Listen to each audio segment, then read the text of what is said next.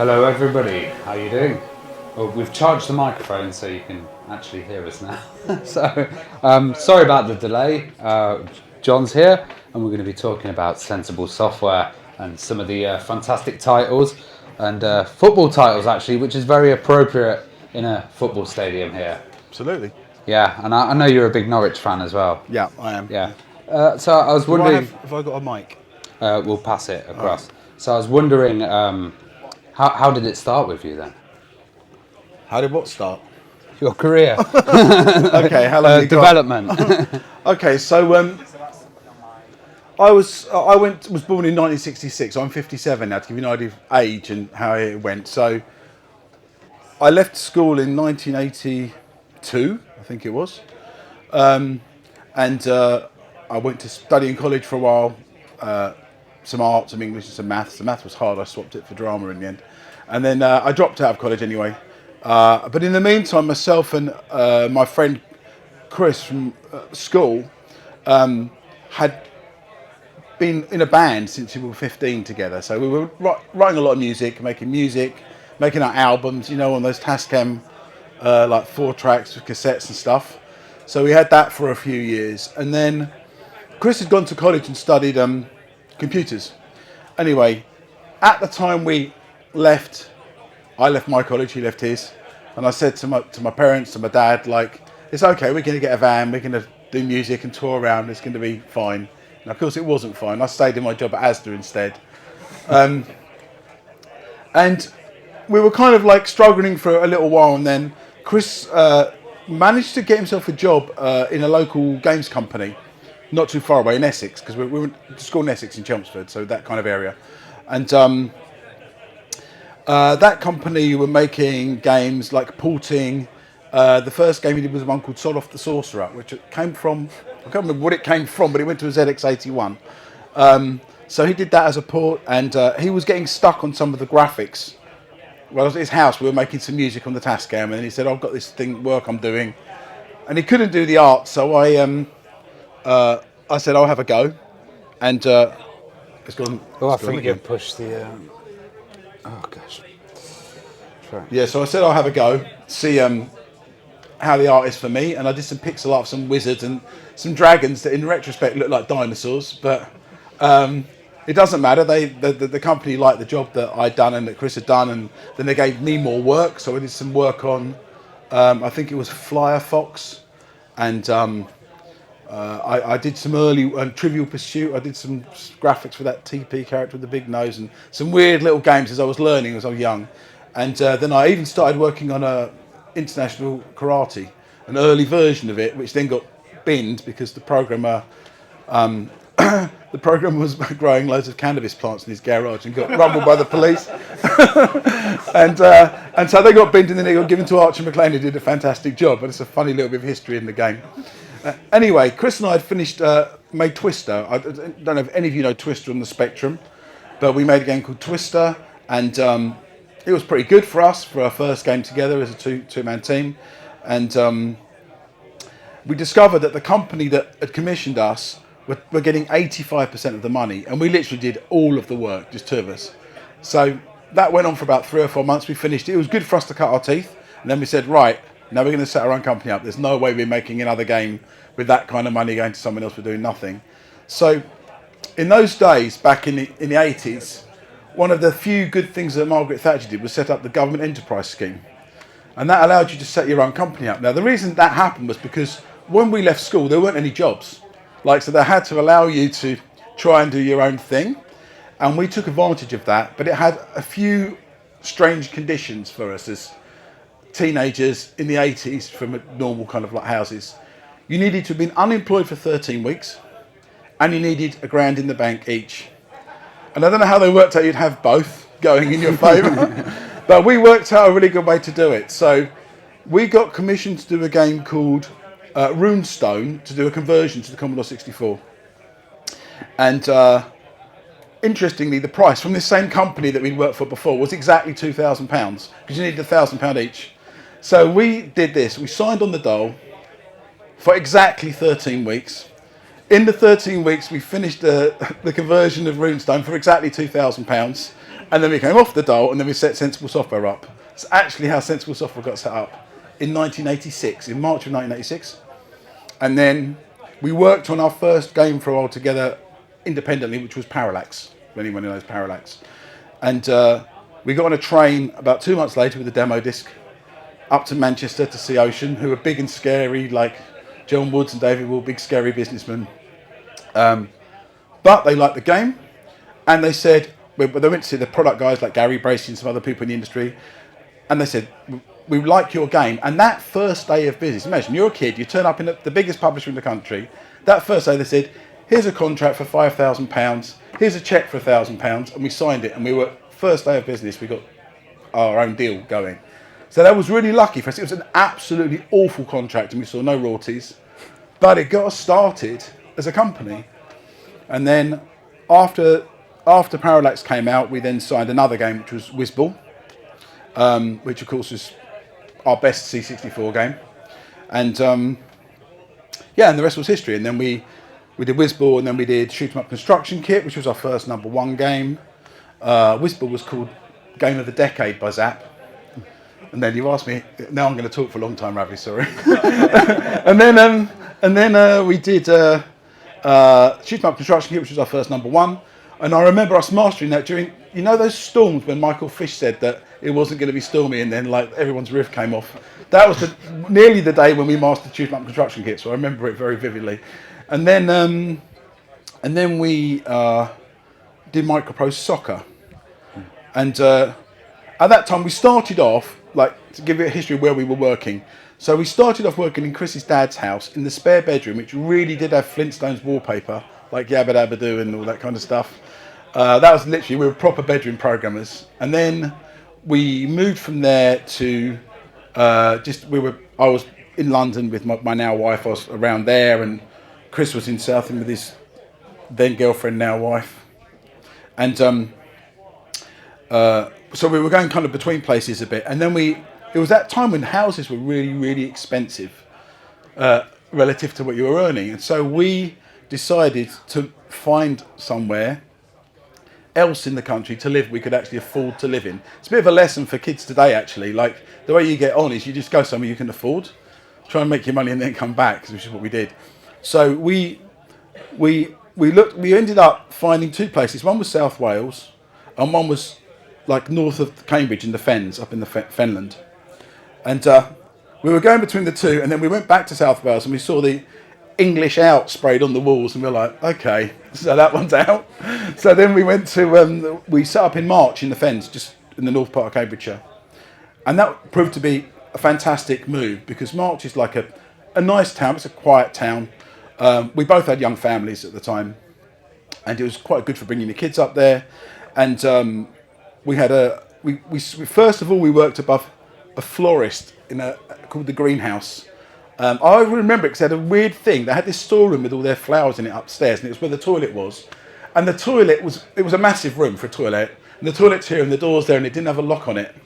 And it was not very nice, uncomfortable sometimes. Anyway, at this time, Martin Galway, who in my opinion is a genius musician from the Commodore 64 days, he came to join us, because we'd been working with Martin on Parallax and Whizball before. And so there was three of us in that office for a while. I remember one terrible day, Martin was sitting there in his pants one day when it was very hot. That's a memory of that office. And playing Pinball Dreams, I think. Just playing it again and again and listening to the music, and that was the kind of atmosphere there. What were we working on then? We'd been working on international 3D tennis at that point. So we did international 3D tennis, and that was this was after Microprose Soccer. And international 3D tennis was our first game which transitioned to the Amiga. It was the first time we touched the Amiga. So we actually wrote it, Chris wrote it as a challenge to himself to do 3D on the Commodore 64.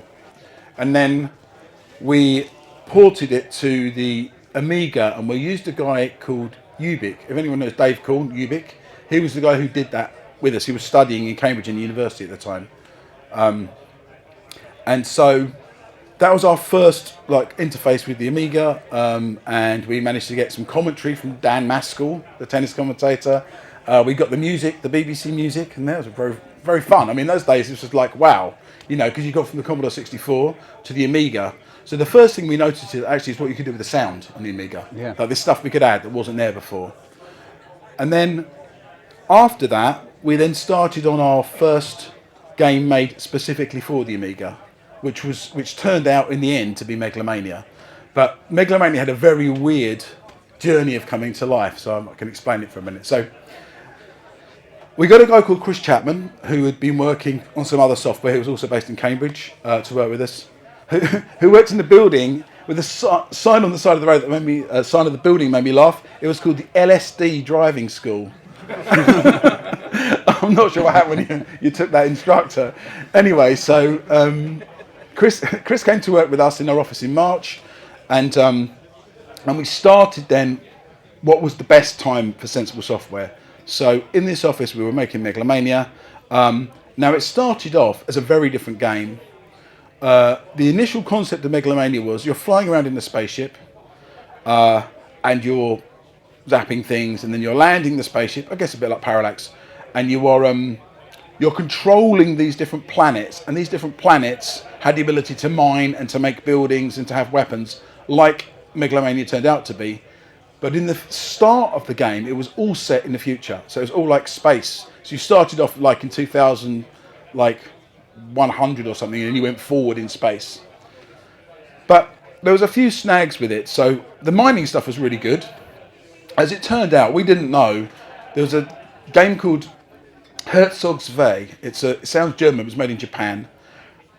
And that came out a few months before us, but we were the second game to ever have mining things to make stuff in the game.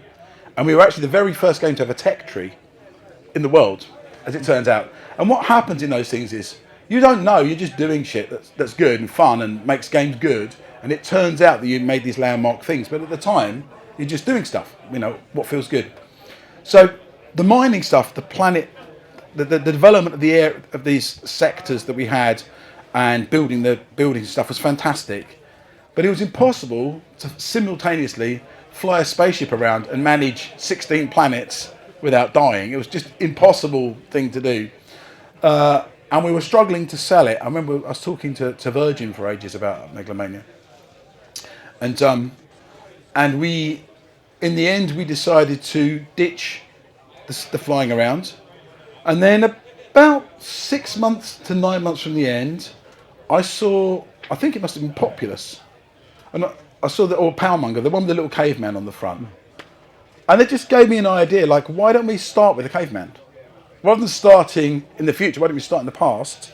And then the changes we're making through the history is going to be much more locked in as progress, because we'll know that we go from, as it happened, cavemen to like biblical times, to Romans, to Normans, to medieval, to World War II, World War One, and you know the future, 80s in the future, because we know the history. So we changed it. It was the same game, just basically a reskin of our own game before we published it. Which turned out to be great. I love Megalomania. It's the one game I would like to redo if I could, online. I think it's one game that would work very well online, Megalomania, with the tension of trying to beat the others before they beat you, sending nuclear weapons across to people online. So anyway, so Megalomania was good, and that was where we really cut our teeth in the Amiga. But at the same time as we were finishing Megalomania, we then had started. We were working on WizKid. So if anyone knows WizKid, which is like a very strange game, it was the last game me and Chris did together. We like doing avant-garde stuff that maybe people weren't going to be into. And we tried to marry like safe games like football games with really weird stuff like WizKid to try and balance the risk of the company, if you know what I mean. To have a bit of art, but a little bit of sensible stuff. And we both love football anyway, so to us it was great to do football. And it's great to be in the oldest club in the country, right? Fantastic. Now it is, yeah. It was non-league, and now it's the oldest professional again. So yeah, well, it doesn't change just because you go down a division. In the old days, you didn't used to go down always, you know, when you were at the bottom. You know. So you had the other team coming up at a wonky pitch, you could stay up. That's really old rules. Sorry, can I ask one? Yeah. So I was wondering how, like, using those small characters in Megalomania, how you then implemented it onto the pitch, and also, what was the Amiga setup there? Like, what machines were you using? Were you using basic, like, Amigas, or were you using the big box ones? Oh, now I've got to say, I'm not a tech guy, right? I've always worked with the programmers. I'm the non-tech guy. I'm the guy who asks people to fix my computer, and it's blissfully unaware of how it works. Except I know that programmers always complain a lot, and they all think they're better than each other. But my job is to manage teams and to direct the design, to design the game. In those days, I did all the art. So actually, in Sensible Software, up until Cannon Fodder was the first game I didn't do all the art in. I did all of the art previously to that, because in 2D I could manage it, and the workload would have been like one artist could do 2 games whilst 2 separate programmers did the programming. Like a one-man programming, one man doing the art, but half of his time. And that's what I did. So I did all the art for like Megalomania and WizKids simultaneously. And then we flipped, and like we got Cannon Fodder starting and Sensible Soccer. They started at a similar time from what I remember. So as we're finishing Megalomania off, we had WizKid there, which was great, which came out through Ocean, which was a nice, like I say, a nice kind of different kind of game. And then I don't honestly know the tech setup. I couldn't answer you. I'd have to get one of the tech guys here to ask you the question. Well, another thing I liked about those games was later on you had video intros as well. Yeah. And I kind of think the idea of Sensible Software was always fun.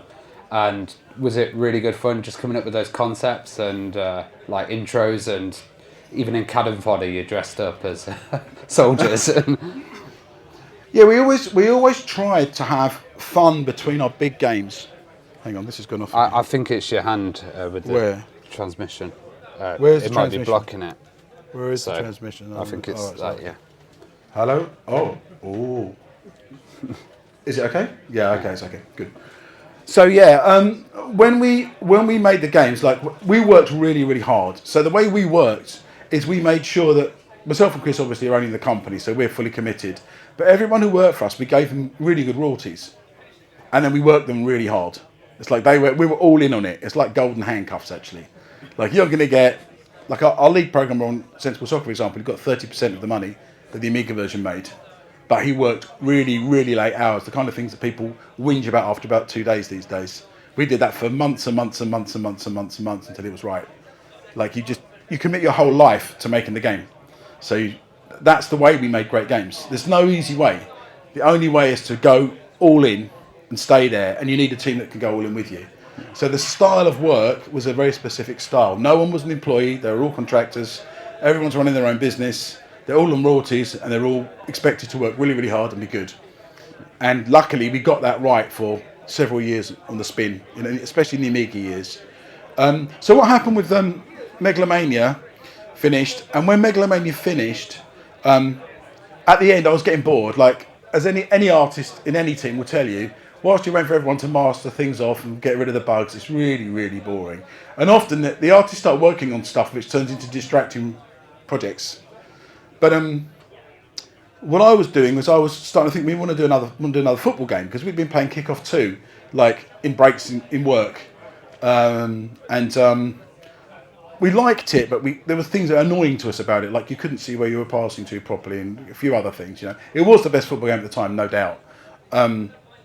We ended up throwing it on the train track out the window, actually. I can't remember why. Anyway, so I started dressing up as a Norwich fan. I'm a Norwich fan. So making little Norwich players, and they were running around in the Megalomania world. Like I just changed the uniform to the guys to see how it worked. And then when we finished Megalomania, Chris Chapman, who was the lead programmer on Megalomania, who's also a big football fan, he's a Liverpool fan, he just made a football pitch in the same perspective and the same scale as Megalomania, and it just worked. So people say, how do you come up with the perspective? It was fluke. Just Megalomania gave us the perfect scale and model to make a good thing on Sensible Soccer, and the men are exactly the same size, just literally wearing football kits. How did people take to it originally? Did you find that it was just a pick up and play game straight away, and were people getting curveballs and stuff, and some of the later moves? Well, there's an interesting thing with Sensible Soccer. So we made it and we designed the mechanics, a specific way of moving people around the pitch and how you control it. And after 2 months, it was amazing. And it's the only game I've worked on in my life where it was amazing. And we all in the office, we knew it was amazing. Like it was just felt so brilliant for the time. Even for now, it does. So it just had some magic. And actually, what we were very smart about is we got to a point where we never let anyone touch that bit. It was like that bit of code is like ring fenced off. You're not allowed to touch it at all. You know, because we didn't really know how we got there. It kind of ended up being perfectly balanced, and then we just left it. We made a few subtle tweaks, but not very much. Like very, very few tweaks in all the history of the Sensible Soccer games. Especially on the Amiga, because it was designed on the Amiga. You got the timings were perfect. Like even when we moved it to the PC and all those ports, even the 68,000 ports, like to the Mega Drive, they're still not perfect. The Amiga was just perfectly tuned. It's interesting that you say that, because each new version was just adding new features or updating rosters or having management and stuff like that. But the core was always that way to play. So any version you played it on, it was always solid. I think the bit where you can slide and then divert the ball when you get it, that might not have been in the first version. We might have added that, but there were very few things. There are very few things we added. I can't remember specifically the execution order here because it's quite a long time ago. But there was, exactly. We added all the stuff around it, and we had one feature. It's quite funny. We had this idea of the man with the magic sponge who'd come out and like fix the injured players. Every single version he was in the design and never made it. Like about 7 versions in a row, he was like, "No, we'll cross him off again." Magic Sponge Man didn't make it. So you asked about the videos. So when we well, actually, we're not quite at the videos yet. So when we finished off Sensible Soccer, at the same time we're doing Cannon Fodder. So now we've got the style for the little men, and Stu Cambridge, who'd been working with us for a while, he did Cannon Fodder graphics all by himself. But I'm a bit of a control freak, and I never let anyone else touch any graphics before. So I designed every single map on that squared paper you get at school. Like a little, I designed exactly where the enemies were going to stand and what's going to come in. It's actually, level-wise, Cannon Fodder is the best designed game we've got because I focus on it a lot. So we made sure that every single level something new appears in Cannon Fodder. There's always a new enemy or a new terrain or a new vehicle or something like that. And Cannon Fodder was another great game. I mean, we were on a roll. You know, in the slightly sad for us that BAFTAs in games didn't exist in those times, because they used to have these things called Indin Awards. And actually, Sensible Software won in 1992 and 1993, 2 years in a row. We won Best Developer, and we also won Best Game for Sensible Soccer in 92 and Cannon Fodder in 93. So it's a slight annoyance that the BAFTAs dropped in a few years later and we didn't get one by timing. But it was just a fantastic time. And what we'd always done is done fun content. So even back in the Commodore 64 years, even as early as Parallax and Whizball, we did these little stupid mini games like, I don't know if anyone knows Galaxy Birds or Oh No or Insects in Space. These are tiny, stupid little Commodore 64 throwaway games. That's us just letting off steam for a week or two between the bigger games. And when we got to the Amiga, we transitioned that work into 2 areas. Firstly, were cover discs. So things like Cannon Soccer. Like Cannon Soccer, like the Train Spotting, Sensible Train Spotting, all those kind of things. Simbrick. Simbrick. They're all like 2-week exercises in just taking the piss and having fun and letting off steam after spending a year and a half making Cannon Fodder or whatever. So each time they were that, and the videos were the same. So with myself and Chris, both musicians, also Richard Joseph now in our team. Martin had gone to America, and Richard Joseph had effectively joined us. And Richard was again a genius with music. We were very lucky to have brilliant musicians throughout Sensible history, and Richard and I were really, really close friends and really loved making music together. So we got into this making music for the Amiga. So the first one was War's Never Been So Much Fun. I forgot to bring my records. Oh, where are my records? There's on the Retro Hour desk at the front there. There's some records of our Sensible EP, and that's there. We'll be playing them tonight anyway. I'll be playing them tonight. But yeah, Richard was a brilliant person for using the memory in the Amiga to the maximum effect to get the bass loop and a little guitar loop and a little drum loop and then piecing them together so we can make a track. So the first one was War's Never Been So Much Fun. So literally I was at home and I wrote just a couple of guitar chords and the bass line and War's Never Been So Much Fun melody thing. Went to his house and we just put it together in the space of a few days, and then I'd go away and he'd do a really good mix. I'd come back and be working it more and add the horn line and stuff. That's how that happened. And then we had the idea for the video. So basically, again, being a process thinking person, I just wrote each bar out and wrote out some little scenes of how we would put a video.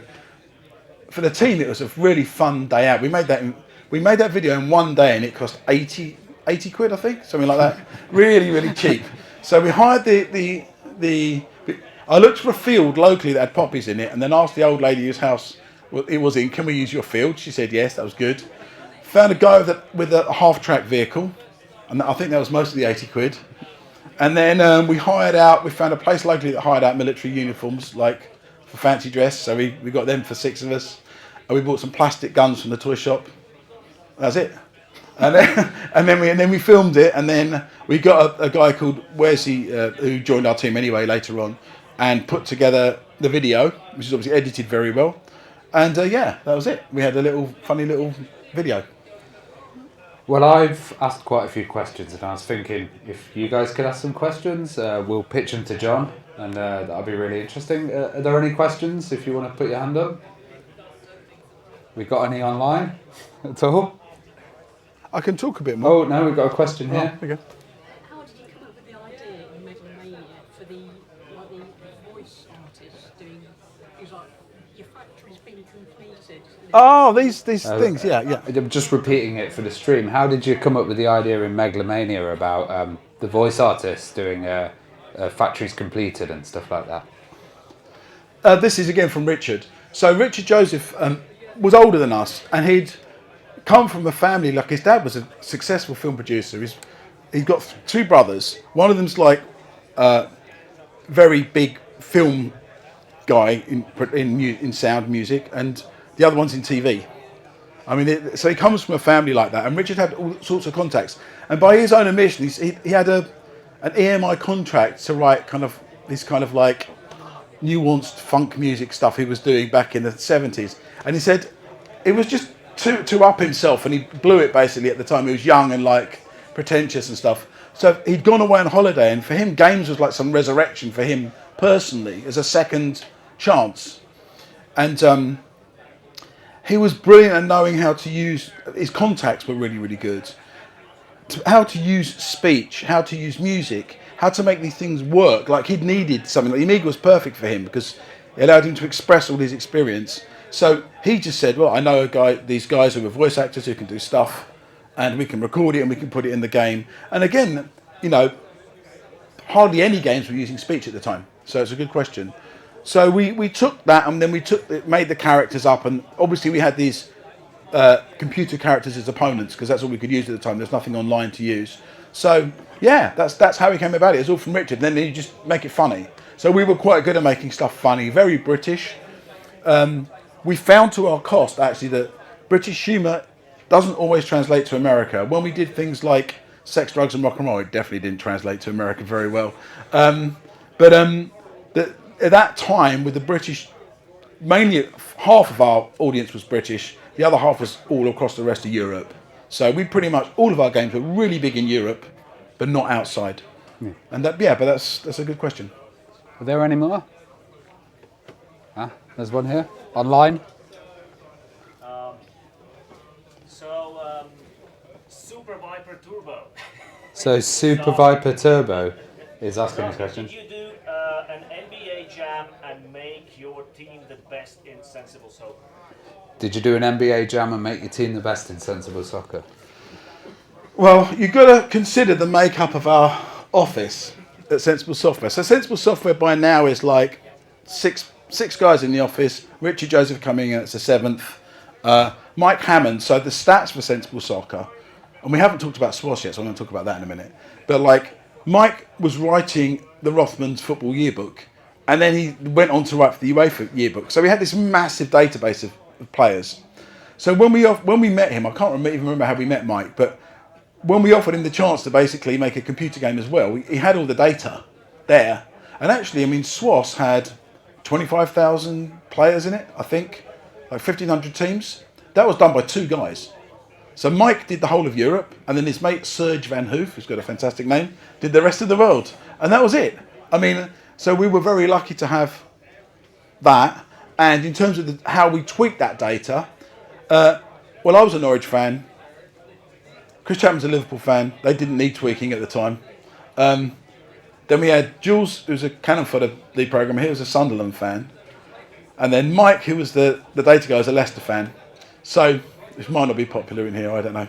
So those teams might have got a little bit of a bump, but not too much. I mean, we couldn't do it out of normality. So we tried to keep it even. But the great thing for SWOS was that once we'd hit our really golden patch, which was Megalomania, Sensible Soccer, Cannon Fodder, SWOS, Cannon Fodder 2. That's a really good run of games. We were actually number one in the software charts. We were number one for 52 weeks out of 3 years between 92 and 95. I mean, that's how dominant we were, really having the best ever run, which eventually comes to an end. And then you think everything you touch turns to gold, and then it doesn't. And then you're like, oh, okay. It's all right. It's a good lesson from life, but it happens eventually. But yeah, the great thing about SWOS was that we had a great game mechanic, which we talked about earlier, but then we built everything around it. So we really added all the leagues. We added the career mode. We added the tactics. And one thing we did, which was very smart with that game, is that we included people from all over the world. So we deliberately included full leagues in places like Poland, Argentina, Scotland. Yes, yeah, absolutely. Not too many teams. Only about 2 at the top, and the rest are whatever. That's an easy stats one to do. But yeah, so we deliberately did that. And what we found is years later, now we've got more people, that the world is easier. We can talk to people from around the world a lot easier. We understand how much it meant. People living in maybe communist countries that they couldn't even access stuff apart from the immense piracy which SWOS had, which is another subject. But the local team was in a game.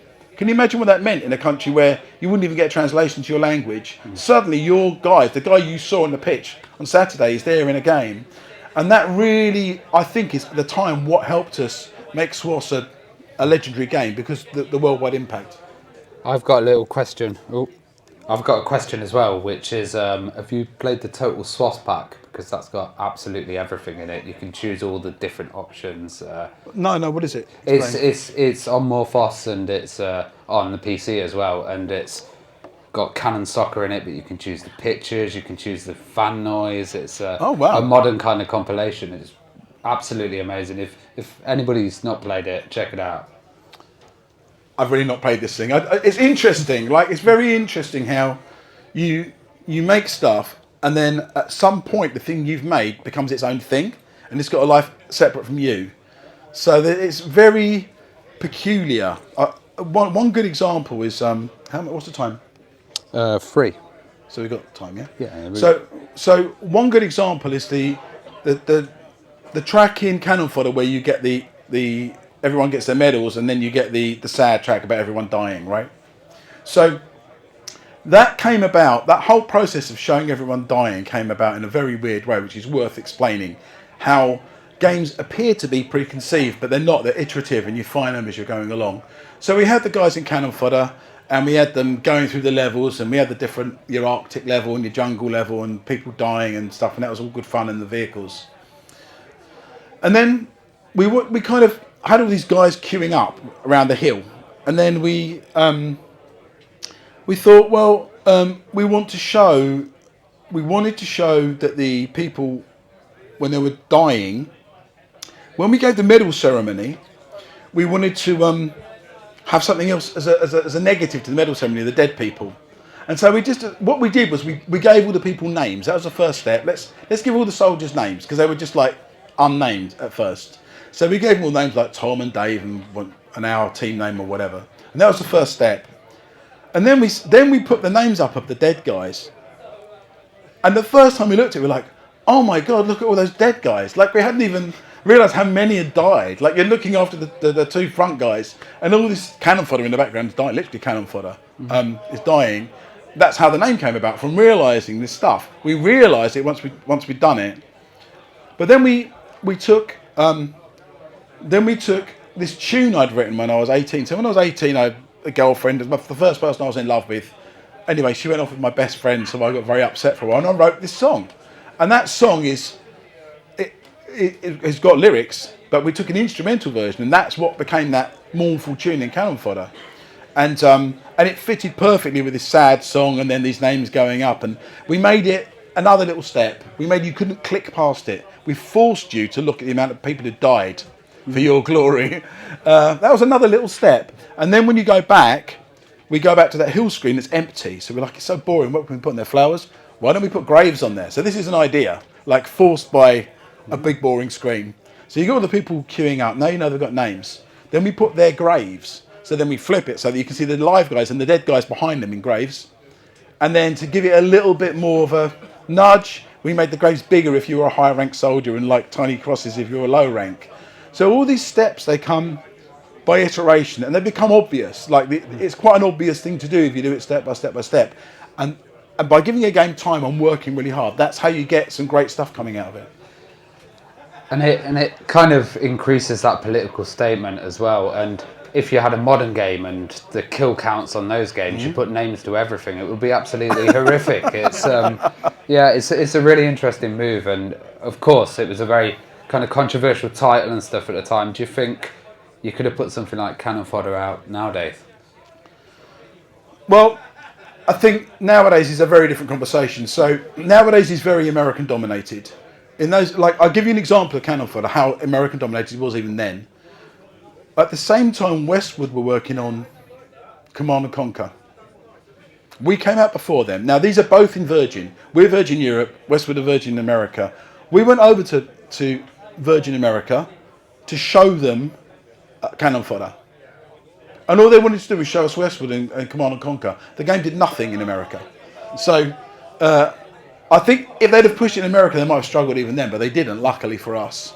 But I don't know, because we didn't intentionally make a game that was anti-war. It became a game that was anti-war, and it was better for it, and we realised it, so we played on that, you know. But it just turned out like that. It's like WizKid turned out to be this crazy game. We didn't know it was going to turn out to be so like crazy. It just ended up that way. Same as Megalomania. Ended up about historical stuff, and it started off in space.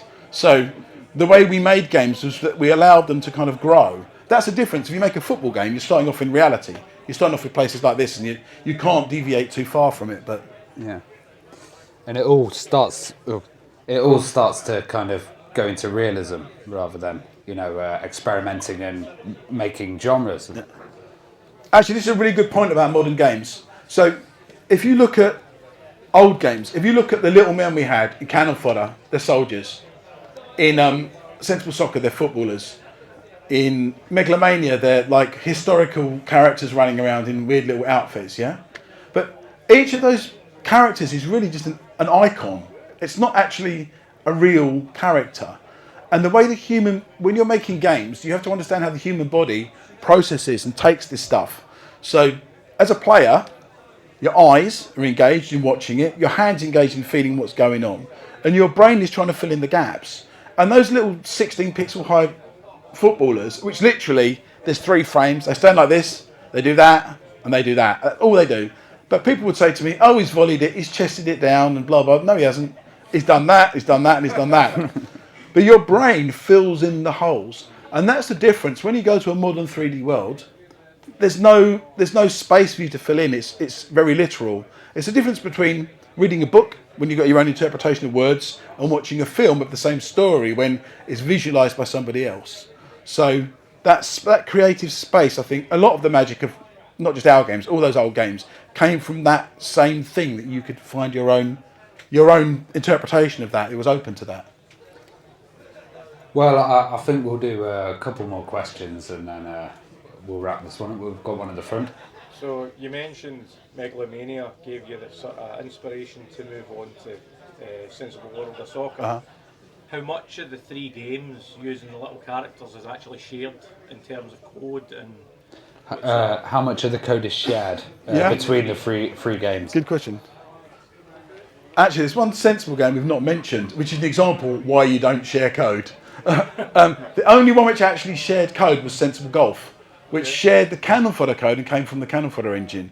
That turned out to be a terrible mistake, because the code was very limited, and it was limited in terms of the animation, actually. So the stuff we wanted to do with the design, the initial design of Sensible Golf, is you've got a bunch of guys, 3 or 4 guys out on the golf course together, and someone takes a shot and the other one goes, God, that wasn't very good, was it? So they're kind of like ribbing each other, much more like Mario Golf.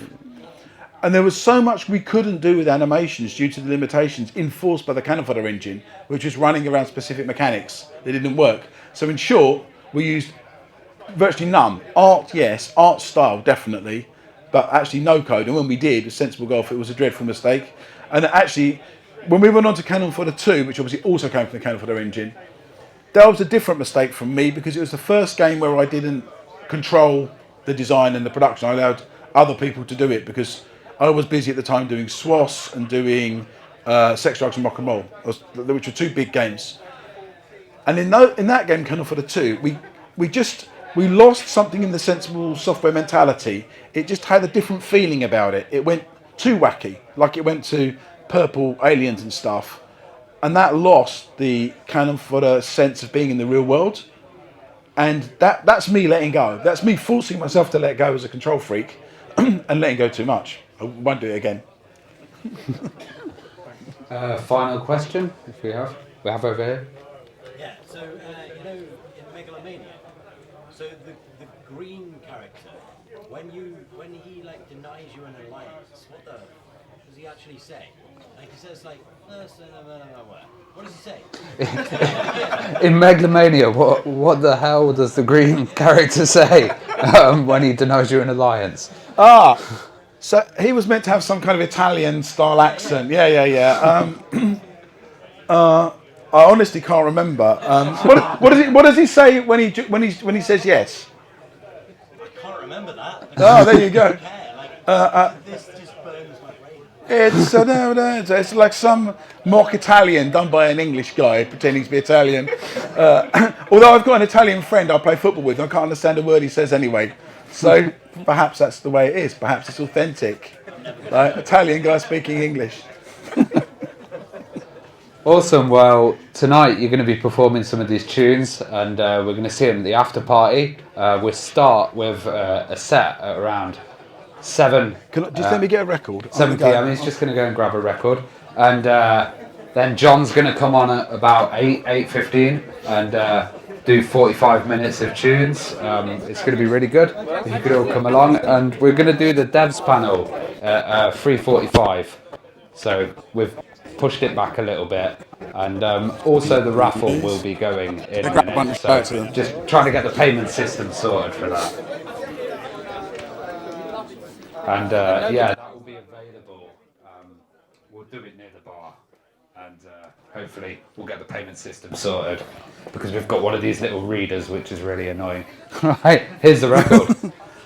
Okay, this is a chance to flog something. So we made a bunch of these Sensible EPs a few years ago. I'll read the track list off the back if I can. There's Goal Soaring Superstar Hero, there's War, and then there's Narcissus, which is that track when everyone dies. So there's the original versions from the game, and then there's like studio versions with a proper band and singing and stuff. Some of you may know I occasionally play in a band called the Sensible Band. So we've got a proper normal band. It'd be nice to do that one day here. We've been playing in Poland quite a lot, but nowhere else at the moment. I have signed these things, so if you want to get one, they're on the Retro House stand near the entrance to here, and they're 20 quid. And I'll also try flogging some at the gig tonight, so hopefully you'll come. Thank you so much, John.